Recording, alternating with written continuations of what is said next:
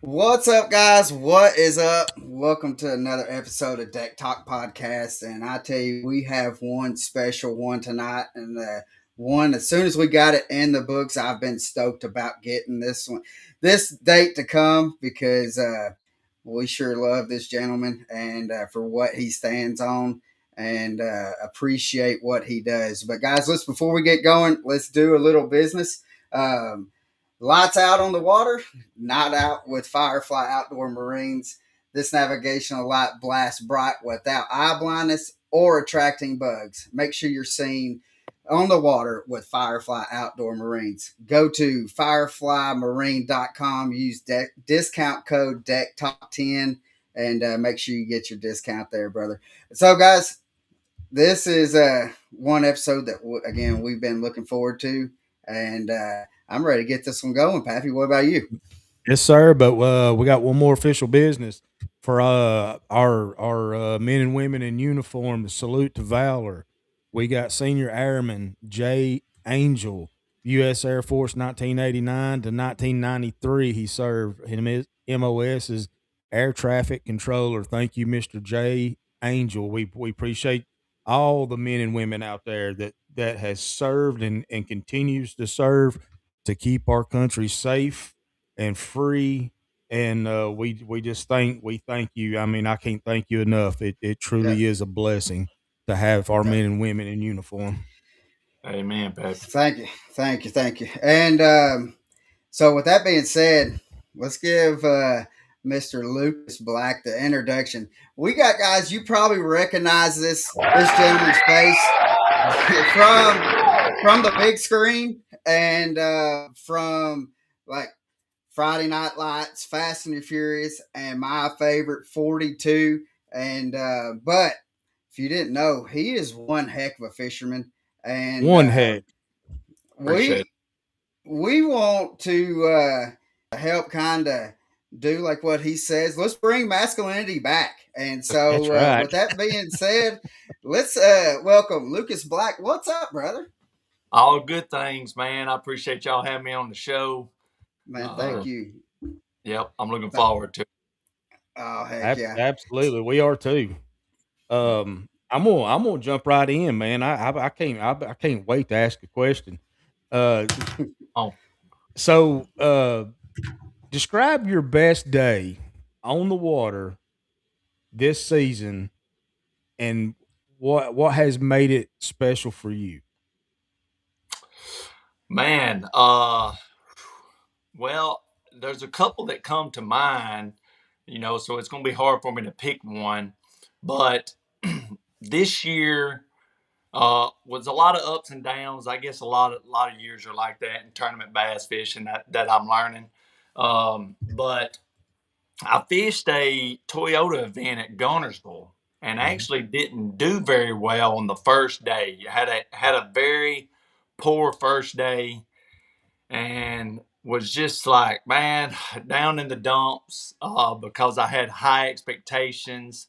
Had a good practice, found solid fish in Browns Creek, and that's where I headed, and they all disappeared. And you know how it goes, tournament fishing. And so Yeah. the second day, I was like, man, what am I going to do? So I'm praying. I'm like, just trust the Lord and go fishing. And I went into a totally different area, stayed up north, and just went frog fishing, and ended up catching over 20 pounds and caught them all on a frog. Oh And wow. this was in, I think it was early May, and there was a shad spawn going on.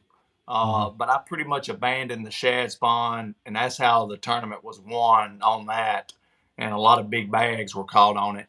But but I love to fish shallow, and I love to frog fish, and I was just like having so much fun, and just I looked up to the Lord, and I'm like, only you could do this. And so Yeah, yeah. that was special, and that was kind of a moment to just keep going and keep trusting and keep believing. And so Mhm.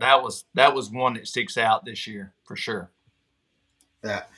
Now, with being loving frog, I mean, you're on probably one of the best frogging lakes that is in the country. That's is pretty much right in your back door. Yep, yep. Well, I live in Southeast Georgia right now. Oh, And, okay. yep, but yes, growing up in Alabama, I actually grew up fishing Smith Lake. That's what I consider my home lake, and I'm Okay. heading next week, or actually tomorrow. I'm heading there. I got a tournament Saturday for the ABT 100. Uh, so really looking forward to it to kick off the season for 2026 right there on my home lake. So Oh, heck yeah. pumped up. I've been gearing up all day today and organizing tackle and putting all my hunting gear away and getting all the fishing gear out. So There you go. Yeah. it's going to be fun. But yeah, man, I guess when I actually moved to New Orleans to do NCIS New Orleans, that's really when I started learning that I was a shallow water fisherman. Like, because Yeah. fishing in those marshes and in those canals, I fished a frog and a square bill crankbait and a speed worm, and man, I fell in love with it. And so, pretty much, that's what I try to do everywhere I go now, all over the country. I hear you. Yeah. Yeah. So, how has your relationship with God shaped your approach on how you compete in fishing? Man, that's a great question. Um, I feel like it's one of those things where you take a leap of faith, right? And in fishing, there's so many variables out there that are out of our control. And Right. so you got to focus on the things that you can control. And it's really a huge mind game, right? A head game. And so for me, I have to trust the Lord in this game of fishing. And so, it's one of those things where you can get caught up and spun out real quick. And so just having him my relationship, and that's where my identity lies, right? It doesn't Right. lie on the results of fishing. And so I can go out there on the water in peace and just enjoy his creation. And that's what's Yeah. amazing about our God, Oh yeah. that I feel like he reveals himself to me every time I'm outdoors. And one of my favorite verses is Romans 1:20, and it speaks upon that. Like, we have no excuse not to know that God is real because Right. of the created things. And so that's one reason why I love fishing, just being able to put pieces of the puzzle together, why the bass are set up here the way they are, what's bringing them there. It shows God's order. He's the one that directs the fish and directs the wildlife and the animals and the birds in the air. And Right. so just to be out there in that element uh, shows that he is real, and I feel like as a man, he actually created us in the wilderness. It talks about in Genesis. Right. And so um, I feel like it's part of our being. We yearn to be out in the wild and in creation, whether you know it or not. When you're out there fishing and you feel that peace, like you've heard the saying, it fishing is good for the soul, right? You've heard that saying. Whether you know it or not, that's because you are in the presence of God when you're out in His creation, and so that's the peace that comes from Him that Yeah. you feel when you're out there fishing.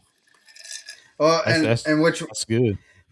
which Pappy and I, we talk about, there's no better therapy than being that water therapy that you get being out just wetting the line or just in the woods in a tree stand. That therapy there, just being in nature. I mean, that's probably the best for me. That's the best kind of stress release, to be able to get out in and just kind of be one with the nature that God has given us. That's right. And so we thoroughly agree with what you're saying. I mean, because it does wonders, especially on a stressful day, and you got 20 million different things running through your mind and going and spending, even if you spend 30 minutes out in the water fishing off the bank, I mean, that is the best therapy you're going to get. Well, yeah, That's I tell right. you, and I tell you something else. I mean, I know I find a lot of peace in it and tranquility, I guess you could say, is it, whether I'm in a tree stand or on the deck of a boat or on the bank of a creek or lake or whatever. It's just that time that you have, you know, with yourself in nature and God, Yeah. you know, and That's right. it's a strong connection there, and Yeah. Yeah. there's just nothing like it, especially when I'm hunting and I'm in a tree and I'm watching the woods wake up and then you see the squirrels start squawking and you know the birds chirping and you know it's so unreal of how you know God has created everything to work in unison and you know and we get the pleasure to watch it. Well, Yeah. most of everybody anyways that get out there and Yeah. everybody should. And I That's love that, and I love your saying that, you know, we need to get back to masculinity big time. that, that's right. Yeah. We had a question from Michelle. She wanted to know, how do you keep your relationship with Jesus strong in the film industry in today's time? Yeah, that's a great question. And I feel like I have to give a lot of credit to my parents because I was raised in a Christian home. And Mhm, so, um, it talks about in the Bible about the foundation being built on the rock, right? And the rock is Jesus. And so fortunately for me, I grew up in church and I feel like I had decent enough biblical teaching to help keep me grounded,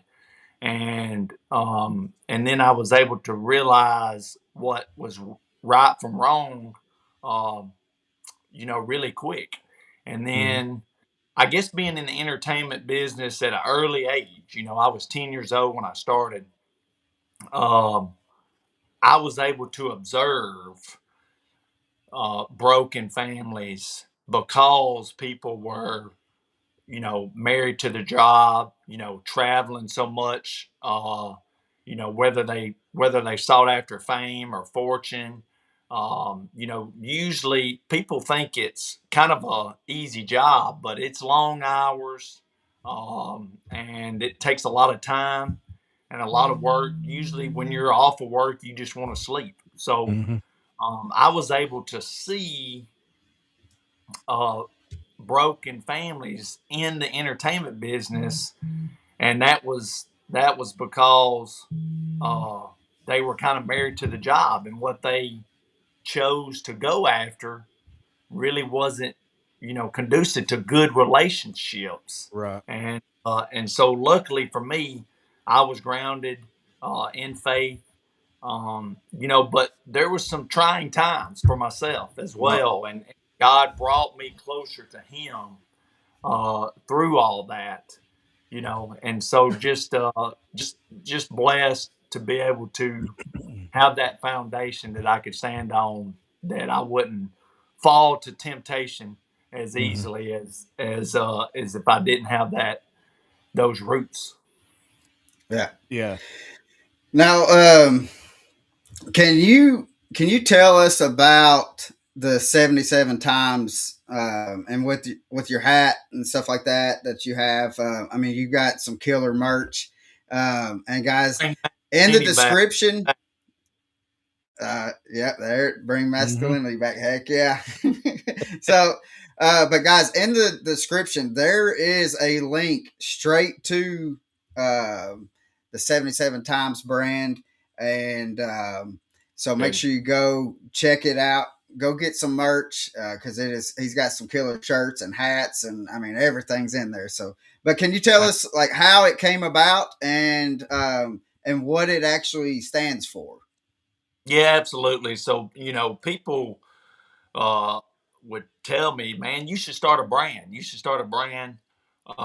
And I didn't really want to start a brand. um, and I definitely didn't want to start a brand, like my own brand, like the Lucas Black brand.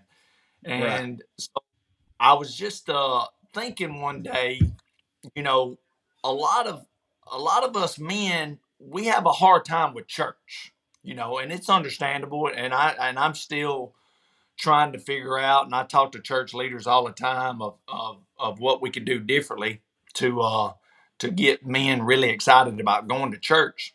Um, but we love sports, just like how you guys, your favorite movie of mine was Friday Night Lights, Pappy, and Colin, yours was Yep. 42. So we love sports.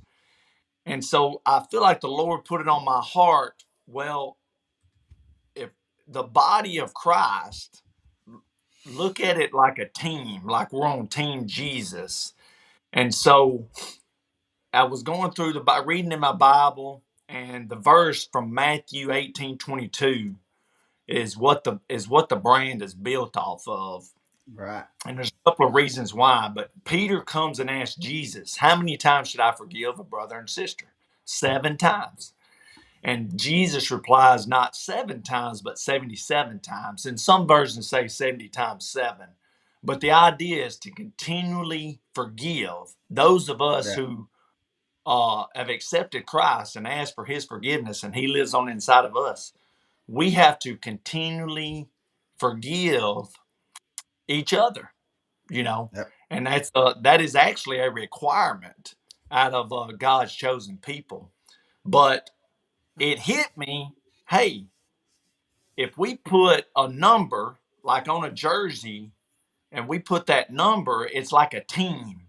So I Mm-hmm. look at the brand like 77X is Mm-hmm. like a team, and then it gives people an opportunity to be able to share the gospel because I feel like we as the body of Christ and especially as men, we need to become a little more bold about sharing our faith.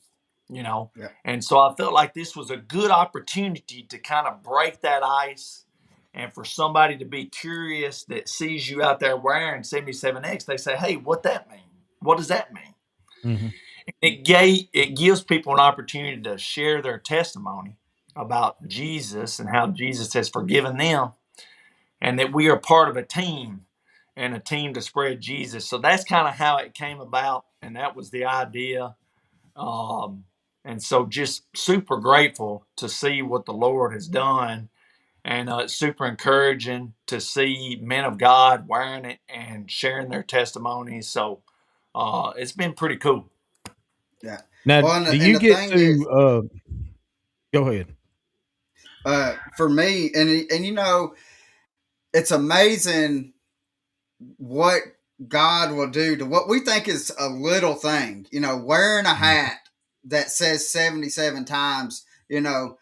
That somebody sees it that may not know him, to like he's working on them, because it's not really that or easy for some people to go up and be like, what does that mean? But the doors that he opens, just like what you're saying, just with wearing a hat, and then you can be like, hey, this is what it stands for. I mean, and that if you're able to, any kind of tool that you can use to witness to somebody is, and it's amazing just how God works on just a little thing. I mean, Yep. going That's, and I going tell to a you what, restaurant and tipping somebody, I mean, leaving a good tip, that may be a way to also how you witness to somebody while you're eating and stuff. And it's what God does with just a little bit is, I mean, outdoes what our biggest dreams could ever do. And so, that's right. um, That's right. but that's what. So, what were you saying, Pappy? Oh, I was just going to ask him.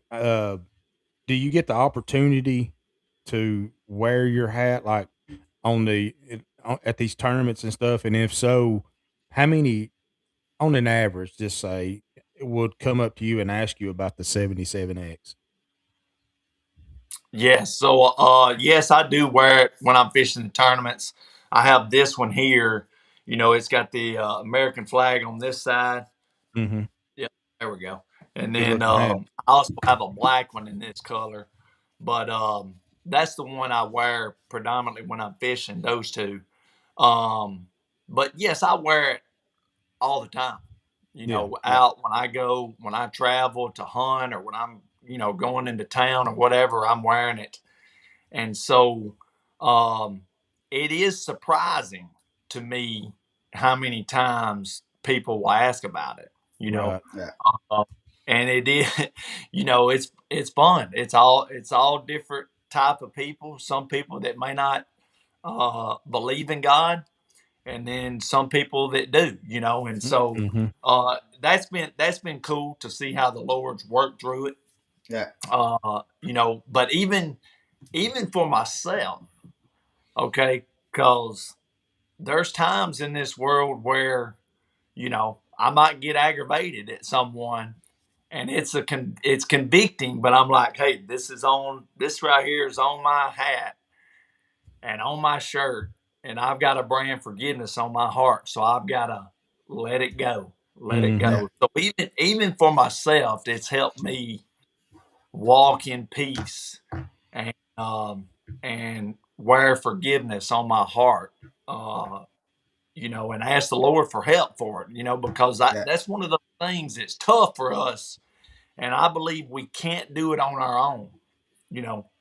And I will say this as a couple of things just to get into some of the things that I've seen and had questions about, that I feel like as Christians and as men of God, sometimes we get confused about forgiveness and reconciliation, Mm-hmm. because it's dealing with a relationship most of the time. And so forgiveness is between you, your heart, and God. Okay. Mm-hmm. So it's basically between you and God. The person that has offended you, or that's aggravated you, made you mad, or whatever, doesn't have to come and ask or apologize or ask you to forgive them. Okay. Forgiveness relies solely on you. Um, Exactly. Conciliation is a two-way street. Okay. Which means if for the relationship to be reconciled, you can forgive that person, okay, the offender, but they have to repent and show you that they're not going to do that again. Then the relationship can be reconciled. If they come and ask for your forgiveness, that's one way, and things like that.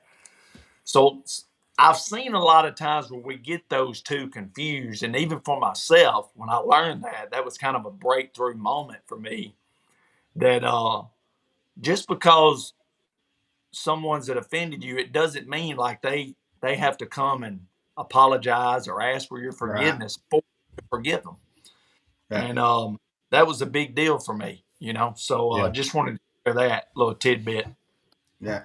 And I mean, because it's almost like you were sitting in church with me when I heard a preacher say that pretty much the exact same thing, and he was like, the person that offends you, uh, you know, probably 90% of the time does not even know that they offended you and is at home asleep right now and not even thinking twice that they offended you because they don't know. And Yep. and that's where he was kind of leading, like, you have to forgive them and stuff. And so but I mean Yep. I definitely Couldn't agree. agree So more. Couldn't agree more for sure. Yep. Now you was Yep. talking about a little bit about doubt there, right? So Mhm. when you're fishing in these big tournaments, MLF tournaments, and doubt kind of creeps in, just like the old slew foot kind of creeps in. Yep. How do you shake it? What is your process in shaking that doubt and saying no? Man, yeah, that's I feel like the great thing about fishing is you have a lot of options. Mm-hmm. Okay. And some people can get overwhelmed by those options, but it having, a different challenge each day, right? We got weather changing, water depth, or whatever, if it's current, less current, whatever, all those things we could talk about, those elements are changing daily. And so that brings challenges, new challenges, and we have to accept that. That's fun. Mhm. Okay. Mhm. Fun to go on a new challenge and a new adventure. I think as men, we kind of thrive in that environment, and that's part of that bringing masculinity back when we look at the challenge and go and meet it head on Right. with that competitive spirit, that drive that God's given us. That's fun. So when a doubt tries to creep in, I try to remind myself of that, and then I think of a new idea, because a new idea gives you a spark. Mhm. Okay, Right. and you got to believe in yourself. And so if I get a new, even if that new idea doesn't work, it's going to give me a spark of energy. So when that doubt creeps in, I'm like, well, um, man, I could go do this, and this could be fun. And hey, let's look at the situation, evaluate what's going on, and let's go try it and see if that works. And so for me, um, I just like the idea of having tons of options and staying open minded and being able to adjust and have a new idea when that doubt starts to creep in. You know, Right. that's how I look at it. I'm kind of a tinker as well with Mhm. my equipment tackle, and that keeps it fun for me. Mhm. So if it, I might make it just a small adjustment with tinkering with my tackle, and that's going to spark new energy for me. Yeah. And if I get that bite, then my confidence starts soaring, and that doubt goes away. Yeah. Right. Yeah. Now, when, like, how soon, like, do you pull the trigger? Like, if you're fishing and like you haven't got a bite, let's say in 30-45 minutes, how fast are you pulling the trigger to make that transition to go to some, are you before that 30-45 minutes trying to when you're in a tournament situation trying to find that bite? Are you before that making it? Are you is how are you going about trying to make that decision on I need to transition to something else? Yeah, that's good. I got to get better at that, better decision making. But I feel like I'm the I think somebody's catching them, and so I'm pretty quick to pull the trigger. If I'm going through there and it's not working for me, like I said, I feel like I have a lot of ideas and a lot of things that I want to do, and so I'm pretty quick to pull the trigger um, if it's not working for me, Right. And so I evaluating last year, you know, I felt like I fished pretty fast, you know, even though there's times where I can slow down and there's times where I did slow down. But this year I felt like, okay, I'm going to slow down and be a little more methodical, but have a little more intentional cast of where I'm going to cast and my targets.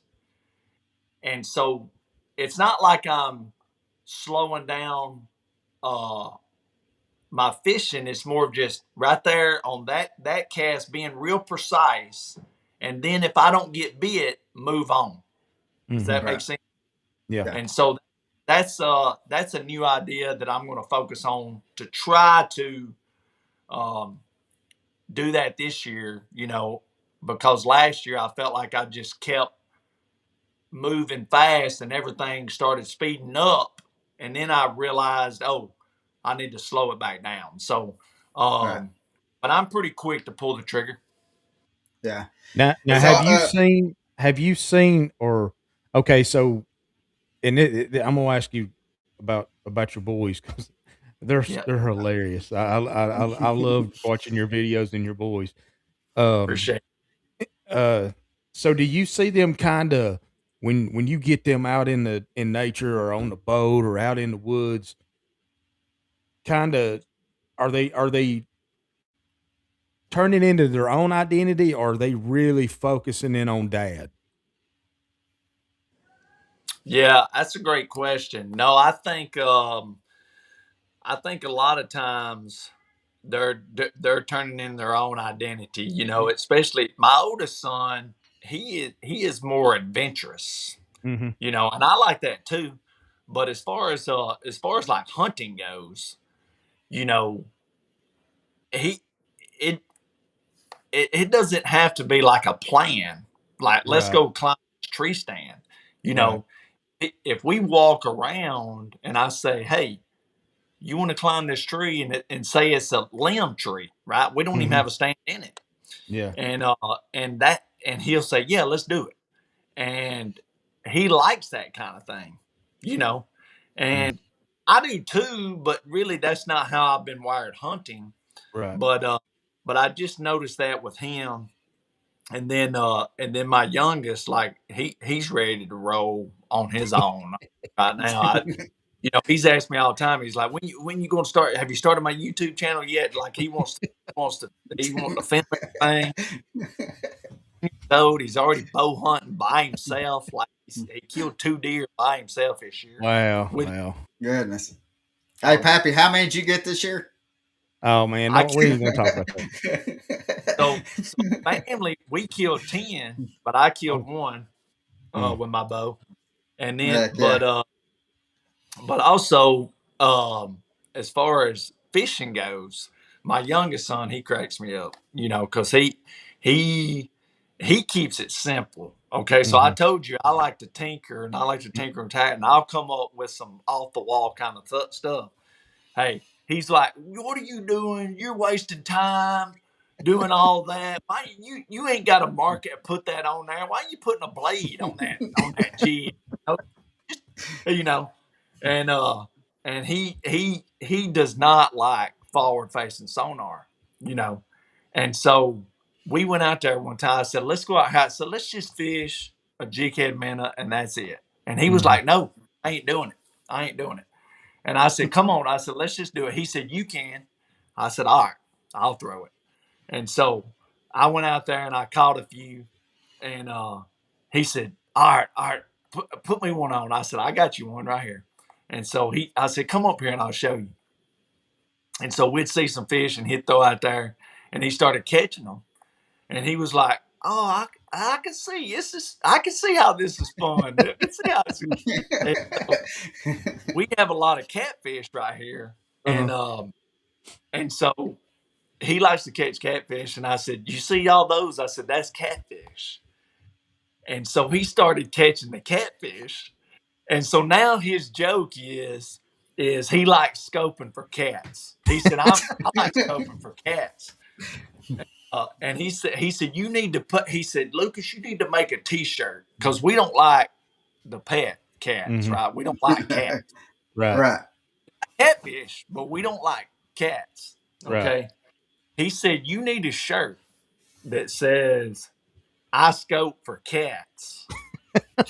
Oh yeah, I could see that. That'd be great. Put crosshairs in it with a cat. Yeah. I watched one of your videos. I believe it was on YouTube, and it. I believe it was you and your dad.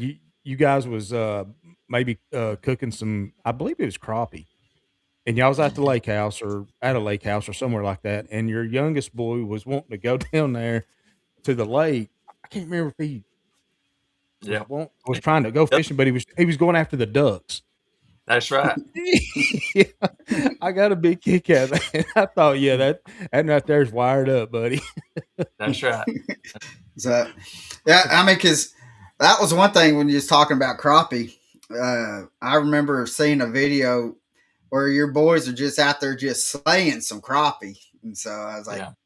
"That's Yep. and that's one thing that like on your videos that you do that I really appreciate is like you've done videos of one how to clean fish and stuff like that, and then how to change a boat tire, which that will go into changing a car tire as well. And because, and I don't know if you've done it intentionally for this because, and how when I seen those videos of you doing that, I'm like, you know, there's somebody out there that does not know how to do that, because they may not have a father figure in their life to even show them that. And the time you take the time to go and show all that and how to do it, that it was really heartwarming to be able to see Yeah. those videos and stuff of you doing that. So Yeah. but Yeah. Appreciate it. Yeah. That's part of that. You know, I guess being in the entertainment business, I've seen a lot of boys grow up a lot differently than how I grew up, Mm-hmm. right. and then I started noticing that, well, now it's actually happening even in areas where I grew up, that a lot of kids and a lot of people in my generation, are younger. They don't know how to do some of the manly Mm-mm. things around the house, Right. Mm-hmm. And then our culture just has such a negative view toward masculinity, and especially in the entertainment business. Like, the father figure role has been undermined in entertainment for a long time now, but it's really Right. become, in our face and blatant. It's hard to find a good masculine character on any movie and television show now. They're all weak, Right. soft, metro city boys that don't know how to do anything. And so I made it a point on my social media to, hey, let's just get back to the simple things, general maintenance, car maintenance, and also doing things around the house Mm-hmm. Right. uh, that young men should know how to do, that I'm teaching my boys to do. So I was going to video it, uh, and hopefully show how to be a good husband and a good father, because that's how we can bring masculinity back to a positive view in our culture. Yeah. So that was the goal. I didn't really realize it was going to be uh, kick off, be viral, I guess if you want to call it. But Right. for 5 years now, that slogan has has been like a trademark, and I was really surprised, but it worked. Yeah. Oh yeah, it definitely worked, Yeah. and I love it. So, oh Yes. yeah, and it is phenomenal, and uh, I mean that's one thing. That's why we introduced you as the guy that's bringing masculinity back, and so because we want to be able to help promote you to be able to share it more, and because we everything that you do on that aspect is to us is, I mean, is awesome. It does. I mean, it just warms our heart to Yeah. see somebody and want to take the time to be able to help somebody else. And so, Yep. because you don't ever know, you don't know, one day we pass away and then we get to heaven and then somebody comes up to you and says, Lucas, because of this video, I accepted Christ. I mean, you don't know, and so I mean, that would be, for me, that would be the greatest reward of all time. Somebody saying, I accepted Christ because of you, and Yeah. and so, but kind of, I want to get back onto fishing. You grew up with Smith Lake and on the Tennessee River and stuff. So would you rather fish river systems, or would you rather do like swampy or highland reservoirs or something like that? Yeah. Well, that's a great question, because I really don't know the answer to it. I love going to Smith Lake, love fishing Smith Lake, but I do not have a good track record in tournaments there. So I'm hoping to change that this week. Um, but I fished Lake Hartwell last year in the tackle warehouse circuit, and I had a good finish there. I finished 15th, and I implemented a lot of the things that I learned at Smith Lake on that lake at that time. It was in March, and that was fun. That was a fun tournament. I love fishing around the full moon, and it was during the full moon, and I caught them cranking, most of them, majority of them cranking, and that's I like doing that. And so, Highland reservoirs, like I have a lot of experience.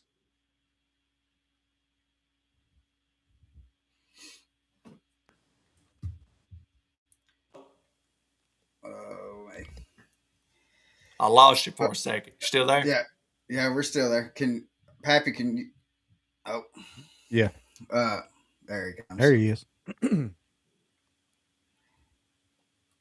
Let's see. Can y'all hear me? All right. Well, we Yeah, got we you got now. Can you hear us? I lost all sound. Uh-oh. Oh, goodness.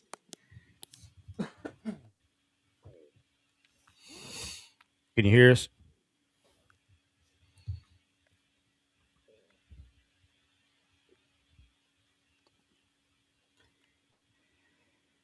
Hello? Hey, can you hear us?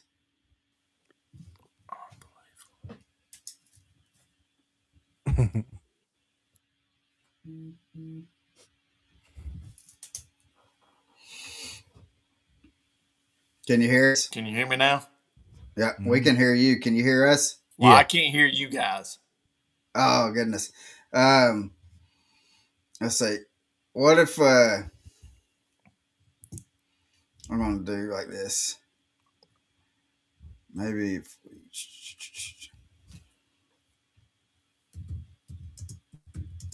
If you can hear me, I'll just keep talking, and then I can try to y'all can try to figure it out. But anyway, so that was a great tournament last year for me at Hartwell. But I love fishing.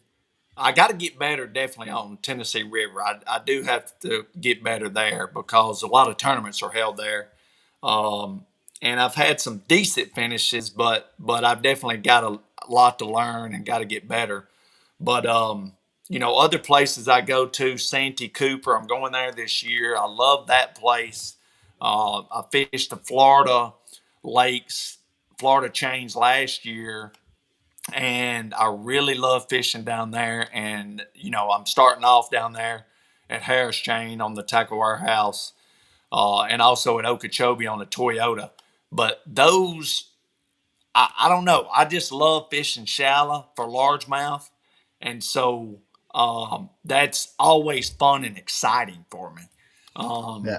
And so, if I had to choose, I guess since I did well at Hartwell last year, if you said, hey, you got to go to a tournament and you're going to, which one are you going to do the best at? I guess I would probably choose a Highland Reservoir.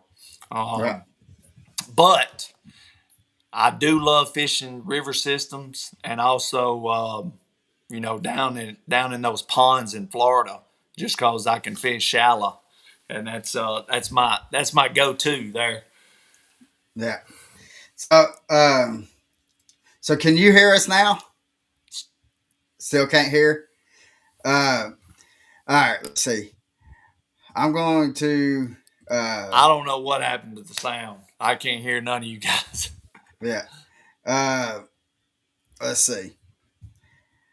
Let me try to sign back on real quick. Yeah.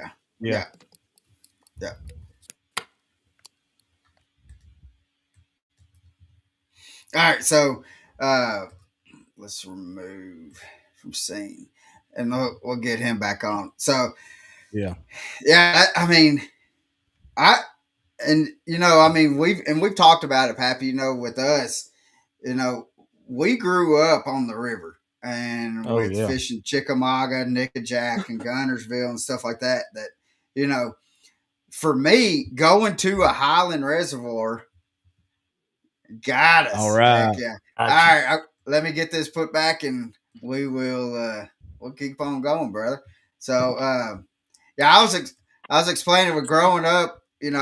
I grew up in Nashville, and then I moved to Chattanooga. But I grew up fishing Old Hickory, which is the Cumberland River, and then moved to Chattanooga, and we've got Chickamauga, Nickajack, and Gunnersville all on our back door. And if I go to a Highland Reservoir, I might as well just be fishing from the parking lot. Is how I feel. So, yeah. So, well, I like all those those places you just named. Chickamauga was really kind of the first tournament for me that was the start of that. Like, hey, I can, I can compete with these guys, I guess, so to speak. It wasn't like I Yeah. doubted it, but I fished. I fished there when Bank Shaw actually blew the tournament away. He Oh, won. He caught 30 pounds, but well, uh, he but I catches 30 finished. I pounds finished sleeping. like 15th that tournament, Right. and I love that place, man. I love it, and I look forward to going back and fishing the tournament there. Um, and Old Hickory as well. Like that was one I'd never been to, and I fished like a BFL Super there. Right. And dude, that I'm looking forward to going back to that place, and because I learned a lot, and that's one of those fisheries that I love fishing the jungle, Yeah. and there was a lot of wood in places that had built up, and I fished that. I fished, and it was just a lot of trash, and it was so much fun to be able to pull those largemouth out of there. So I'm looking forward to going back to both of those places. Yeah. Oh, Ethan Jet says you can have the old Dinkers. He lives on Old Hickory Lake. So, so but are uh, are you going to be at the Classic this year? I don't know yet. I'm not quite sure. I went last year, Yeah. but Yeah. we're still trying to figure out some things on the schedule to see if I'm going to make it or not.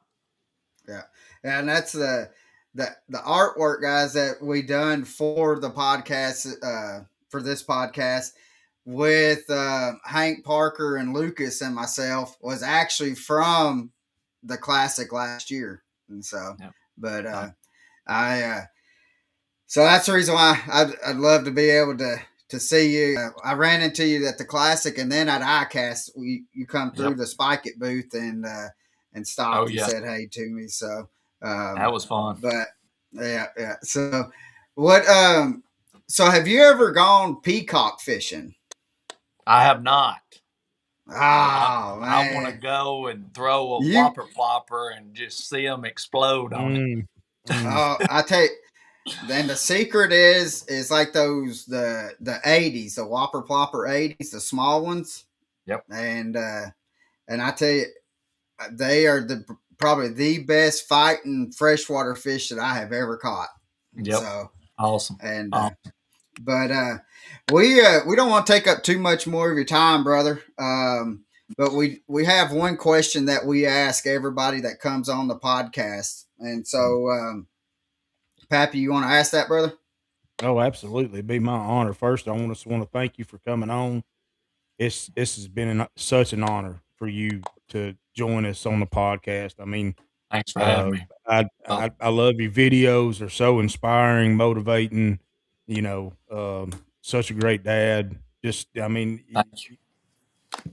do a good job, man. Really did a good job. Thank you. But Thank you. with that being said, so if you had one person that you could have on the boat with you, whether it be the person be with us today or maybe you had moved on, who would that person be and why? Man, you know, that question hits home for me because my dad went home to see Jesus Mm, on January the 13th, 2 years ago. And we grew up fishing. He took me fishing on Smith Lake predominantly. Um, and so it would definitely be him, just Yeah. just because you don't get that time back, and we've had some mhm, special memories out there on the water. Um, and I'll tell you funny stories. So one of the last times we went fishing together, we were out there on Smith, and my dad catches like a 3.5 pound spot. All right, great, good fish on Smith Good Lake. fish. And we get it, we get it in the boat, and we're celebrating, and he was I think he only had like two rod and reels he was fishing. He sets that rod down, and picks up another one. Well, I hear a boat start coming around the bend there, and he takes that other rod. He had his lure, which was a fluke, right? And that's what he caught that biggin on, caught on a super fluke. And he takes that lure, he takes his rod and puts it over in the boat. All right. And he keeps on fishing. And I think he was fishing like a finesse worm at that time. And I looked over there and I kind of smiled. I'm like, and so that boat goes by, and I said, why'd you put that rod over in the boat like that? I said, you didn't want them to see what you were fishing with, did you? And he just started grinning. He said, no, I didn't. And so he didn't want them to see that super fluke. Oh, yeah. And it's funny the things that you do, especially like if you're pre-fishing and people come by, because like how many times, with you having a wrap boat and stuff, when that you'll see people, if boats could have tail lights on it to where you can see brake lights, I mean, it'd be crazy to see how many people you just see just bow up on it. And what's funny is that you just see, they try to be nonchalant about it, and you just see them over there just hitting waypoint right there. And so, well, I was down in Florida one time fishing, and I had the cameras going and stuff, filming, doing some sponsor stuff, and I had this boat bow up on me, and I told the guy that was with me. And all he seen was that we had cameras and stuff going. And so when he started putting waypoints in, I said, boy, I feel sorry for that guy, because this is the very first time I ever been on this lake. I don't know what in the world I'm doing. Yep. Exactly. So, that's great. But brother, thank you again. And guys, in the description is links to all his social media. And make sure you go to hit those links and start following. And again, the videos that he does, I mean, are heck of videos. There's probably going to be a video he's already done or going to be doing that you're going to learn something out of.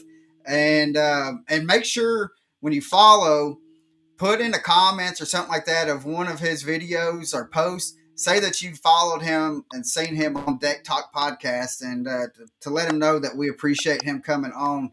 And brother, we're so thankful to have you come on. Thank you for allowing God to use you and what in your life to be able to touch the numbers that you have been able to touch in the entertainment industry, and then also going after green and brown fish. So, but brother, thank you, Colin.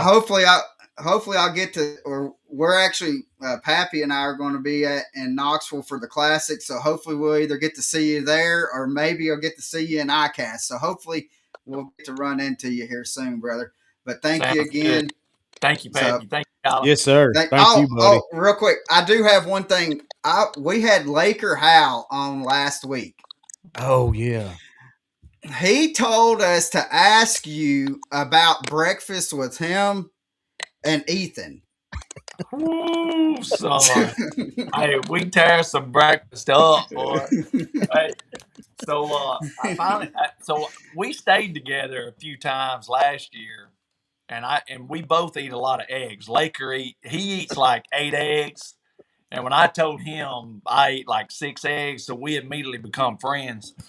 And so I was cooking breakfast, and they all come downstairs, whatever, and I flipped my eggs with just a pan, right? And so flipped my eggs, and Laker was like, You just flipped in without a spatula? I said, yeah. And so now he's doing it. So he'll send me videos. So you got to ask him. So the other day he sent me a video. He was flipping his pancakes without a spatula. So yeah, that's funny. I learned him something. Ethan, he likes them wappums. We call them wappums. The canned biscuits you open up, you pop on the counter. Jerry Clower. See, Jerry Clower used to have a skinny. He called them old waffle biscuits. So. Waffle. He don't know Ethan nothing has about the them. waffles, and me and Laker, we cook the eggs, so we got a big breakfast going. So, Yeah. well, brother, thank you again, and Absolutely. thank you for being able to help. Yep. Spread the word. And That's guys, right. again, go check out the 77 times That's link. right. It is in the description, so make sure we go and let's go share the word, guys. So we'll see you next week. We have Stephen Browning coming on next week, so so make sure you come and watch it, and we will see you later. Remember, guys, God loves you as if you were the only person in this world to love, and we will see you next week. Thank you. God bless. Thank you. Thank y'all. All right. Thank you. Yep. Bye-bye. Bye.